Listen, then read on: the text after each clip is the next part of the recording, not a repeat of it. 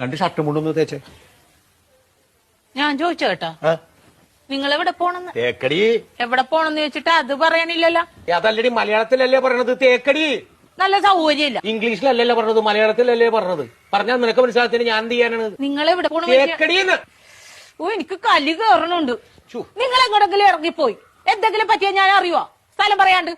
ഇനി അത് പോട്ടെ, ആരെങ്കിലും നിങ്ങളെ തിരക്കി ഇവിടെ വന്ന് ഇവിടെ പോയെന്ന് ചോദിച്ചാൽ ഞാൻ എന്ത് പറയും? നിങ്ങളെ ഇവിടെ പോണ പക്ഷെ അത് പറ ആദ്യം. തേക്കടി.